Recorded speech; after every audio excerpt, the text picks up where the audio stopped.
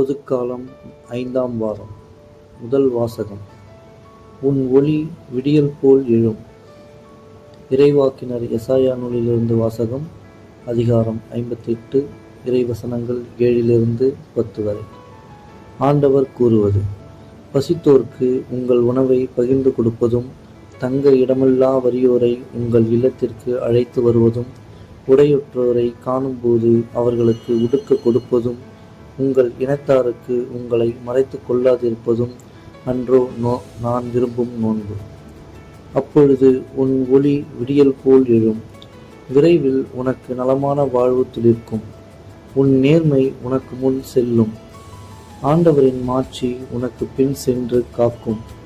அப்போது நீ ஆண்டவரை மன்றாடுவாய், அவர் உனக்கு பதிலளிப்பார். நீ கூக்குரல் இடுவாய், அவர் இதோ நான் என மறுமொழி தருவார். உன்னிடையே இருக்கும் நுகத்தை அகற்றிவிட்டு சுட்டி காட்டி குற்றம் சாட்டுவதையும் பொல்லாதன பேசுவதையும் நிறுத்திவிட்டு, பசித்து இருப்போருக்கு உன்னையே கையளித்து வறியோரின் தேவையை நிறைவு செய்வாயானால் இருள் நடுவே உன் ஒளி உதிக்கும். இருண்ட உன் நிலை நண்பகல் போல் ஆகும். இது ஆண்டவரின் அருள்வாக்கு. இறைவா, உமக்கு நன்றி. 2ஆம் வாசகம். கடவுளை பற்றிய மறைபொருள் உங்களுக்கு அறிவித்தேன். திருத்தூதர் பவுல் கொரிந்தியருக்கு எழுதிய முதல் திருமுகத்திலிருந்து வாசகம். அதிகாரம் 2, இறைவசனங்கள் 1-5 வரை. சகோதர சகோதரிகளே, கடவுளை பற்றிய மறைபொருளை அறிவிக்க நான் உங்களிடம் வந்தபோது மிகுந்த சொல் வன்மையுடனோ ஞானத்துடனோ வரவில்லை.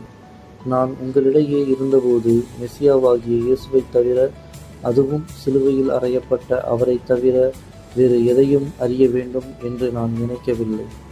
நான் உங்கள் நடுவில் வலுவற்றவனாய் மிகுந்த அச்சத்தோடும் நடுக்கத்தோடும் இருந்தேன். நான் பறைசாற்றிய செய்தி ஞானத்தின் கவர்ச்சியான சொற்களில் அமையவில்லை, ஆனால் அது தூய ஆவியின் வல்லமையை எடுத்துக்காட்டுவதாக அமைந்தது. உங்கள் நம்பிக்கைக்கு அடிப்படை மனிதன் ஞானம் அல்ல, கடவுளின் வல்லமையே. இது ஆண்டவரின் அருள்வாக்கு. இறைவா, உமக்கு நன்றி. நற்செய்தி வாசகம். உலகிற்கு ஒளியாய் இருக்கிறீர்கள். மத்தேயு எழுதிய தூய நற்செய்தியிலிருந்து வாசகம். அதிகாரம் 5, இறைவசனங்கள் 13-14 வரை.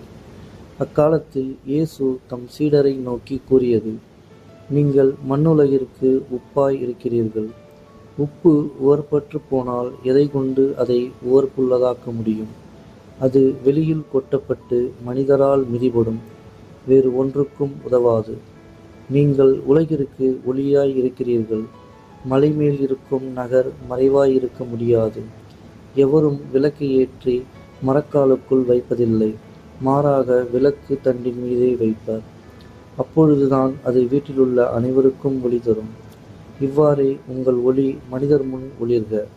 அப்பொழுது அவர்கள் உங்கள் நற்செயல்களை கண்டு உங்கள் விண்ணக தந்தையை போற்றி புகழ்வார்கள். இது கிறிஸ்து வழங்கும் நற்செய்தி. கிறிஸ்துவே, உமக்கு புகழ்.